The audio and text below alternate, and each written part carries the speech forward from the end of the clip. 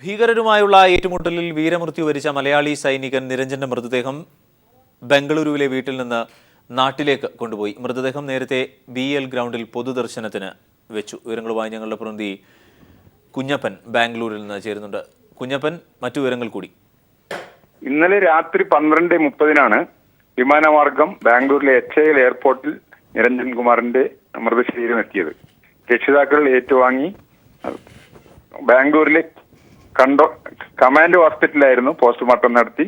ഏതാണ്ട് രാവിലെ 7:30 മണിക്ക് ഭാരത് ഇലക്ട്രോണിക്സ് കമ്പനിയുടെ പരിസര പ്രദേശമായ ദൊഡ്ഡബൊമ്മസാന്ദ്രയിലുള്ള വസതിയിൽ കൊണ്ടുവന്ന്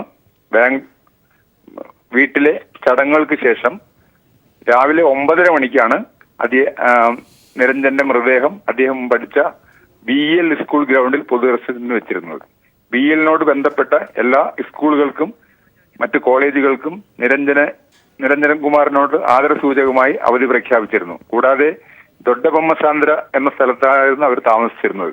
ദൊഡ്ഡബൊമ്മസാന്ദ്ര, വിദ്യാരണ്യപുര ഈ ഏരിയകളിലെ കടകളും അടച്ച് അദ്ദേഹത്തിനോട് ആദരവ് സൂചിപ്പിച്ചു. കർണാടക മുഖ്യമന്ത്രി സിദ്ധരാമയ്യ, മുൻ മന്ത്രി വീരപ്പ മൊയ്ലി എന്നിവർ, കേന്ദ്രമന്ത്രി സദാനന്ദ ഗൌഡ എന്നിവർ അദ്ദേഹത്തിന് ആദരാഞ്ജലികൾ അർപ്പിക്കാൻ എത്തിയിരുന്നു. കൂടാതെ കർണാടക ഗവൺമെന്റ് 30 ലക്ഷം രൂപ മരണാനന്തര സഹായവും പ്രഖ്യാപിച്ചിട്ടുണ്ട്.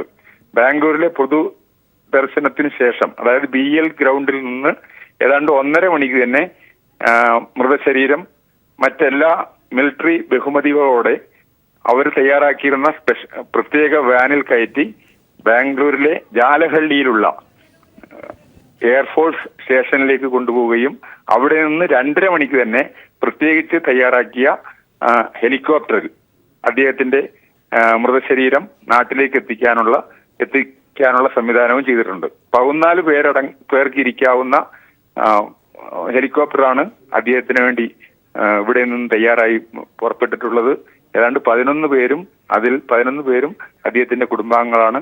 ഏതാണ്ട് 6 മണിയോടുകൂടെ, വൈകുന്നേരം 6 മണിയോടുകൂടെ അദ്ദേഹത്തിന്റെ ജന്മസ്ഥലമായ വീട്ടിൽ മൃതശരീരം എത്തുമെന്നാണ് നമുക്ക് കിട്ടിയിട്ടുള്ള റിപ്പോർട്ട്.